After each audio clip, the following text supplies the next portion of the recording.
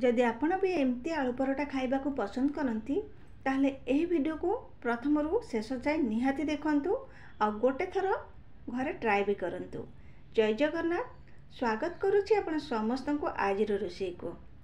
आज रोषे रे आज आमे बनेबा आलू परोटा। आलू परोटा बनेला बेले बेले बेले समस्तंकर प्राय खोली जाई थाए, जहा द्वारा कि तावारे आमे जेतल ताकू सेकंती सेटा बिल्कुल फुली न थाए। किंतु आज मु छोट छोट टिप्स देबी, आपण माने सेही टिप्स को जदी फॉलो करिवे आपण माने भी एमती फुला फुला नरम आउ सुआदिया आलू परोटा गोटे थर के ही बनै परिबे।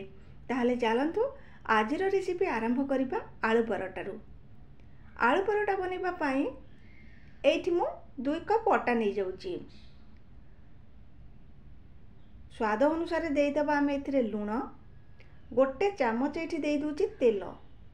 तेल देके भल भाव रे आमे सबु जिनिस को हाथ रे एमती मिसई दबा, जेमती कि सबु हमर भल भाव रे एका संगरे मिसी जिवे। तापरे कोन करबा, अल्प अल्प पानी दबा। आउ जेमती आमे सबु दिन अटा चकटंती रुटी करिबा पई ठीक सेमती अटा चकटाटा प्रस्तुत कर नबा। एटा बेसी नरम करिबानी कि एटा बेसी टाण करिबानी, एमती हेइथिबा आवश्यक। एबे ताकू कवर करके 10 मिनिट छाड़ी दबा। 10 मिनिट रे ये टिके सेट हो जिवो। ता भीतर आमे बनै नबा आलू पुर। आलू पुर बनेबा पई एठी मु 2टी आलू को एमती काटिकी ताकू सिझै नेछि। आलू आपनकर एठी भल भाव रे सिझिबा दरकार। जेतेबेले आमे आलू को चकटिबा, आलू जेमती भल भाव रे प्लेन हेकी चकटि हो जाउथुबो, जेमती कि माने खदड़ खदड़ रहु नथुबो बा खंड खंड हेकी रहु नथुबो। आलू को ये भल भाव में चकटी सारा पर से मुझे दूसरी स्वाद अनुसार लुण, अल्प किसी मसला दबा। मसला रे दूसरी लंका गुंड, धनिया गुंड, हलदी गुंड, जीरा गुंड, आउ ये दे दूसरी अल्प किसी चाट मसला। जदि चाट मसला अच्छी ताहले निहाती टिके चाट मसला दिंतु, टिके चटपटा फ्लेवर आसो, बहुत स्वादिया बनिबो।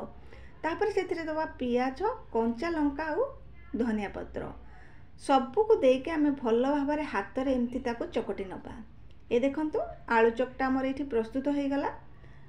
एठी 10 मिनिट हो गलानी, अटा भी हमर भल भाव में टिके सेट हो गलानी। एबे ताको आउ टिके एमती हाथ रे चकटी नबा। आउ तापरे कोन करिबा, आमे गुळा प्रस्तुत करिबा। साधारणतः जेतेबेले आमे परोटा बनै थांती आलू परोटा, सेटा टिके बड़ गुळा थाए, तो सेथि लागि एठी आपण टिके अटार बड़ बड़ गुळा बनांतु। आ जेमती आमे मंडा पिठा बनाती ठीक सेमती ही करके एमती आलू टिके पूरा ता देहरे दे दियंतु। देकी चारिआडू ताको भल भाव रे एठी सील करि नियंतु, जेमती कि किछि भी फाट एठी रहिबनी।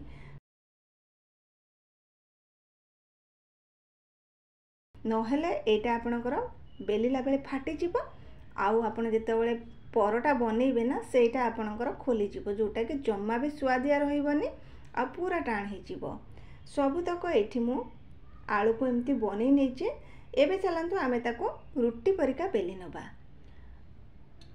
रुटी जेतेबेले आपण माने एठी बेलिबे ना, ताको कोन करिवे, गोटे नियंतु, ताको भल भाव रे अटा रे टिके बुड़े दियंतु बा अटा टिके देकी ताको बेली नियंतु। आउ जेतेबेले को बेलुचंती बेसी प्रेस करके बिल्कुल बेलिबेनी, एमती टिके हाथ रे ताको चेपटा करि नियंतु। आ तापरे हल्का हाथ रे ताको एमती आपण माने बेली नियंतु। एटा बेसी बड़ करंतुनी आउ कि बेसी पतला करके ताको बिल्कुल भी बेलिबेनी। जदि बेसी पतला कर दउचंती आपनकर परोटा जमा भी फुलिबनी, मोटा हेले भी एटा जमा भी फुलिबनी। तो एमती थिबा निहाती आवश्यक। गैस रो फ्लेम को मीडियम रे रखिकी तावा को भल भाव रे प्रथमे गरम करि नियंतु। तापरे आमे से बने के रखितले जो रुटीटा ताको देई दबा। आ गोटे पट हे गला परे आउ गोटे पट को आराम से ताको एठी लेउटै नबा। ऊपर अल्प अल्प तेल देके आमे ताको भल भाव में 2 पट को एमती प्रेस करके सेकी नबा, जेमती कि परोटार बहुत बढ़िया कलर आसीबो। आपण माने एठी देखि पारुथिबे जेतेबेले परोटा बनौचंती परोटा आपणकर टिके भी फाटुनी। जदि एमती आपण माने बनौचंती आपणक परोटा बिल्कुल भी फाटिबनी, बहुत भल बनिबो, खाइबा को स्वादिया लागिबो। एठी देखंतु परोटार केते बढ़िया कलर आसी गलानी। ताको प्लेट को बाहर करि नबा। आउ बाकी परोटा गुडी एमती बनै नबा। आपण माने गोटे थर एमती परोटा बनांतु, देखिबे गोटे थर करे ही आपणकर परोटा परफेक्ट बनिबो। जदि वीडियो भल लागिथिबो वीडियो को लाइक करिवे, शेयर करिवे। पुणी देखा नुआ वीडियो रे। जय जगन्नाथ।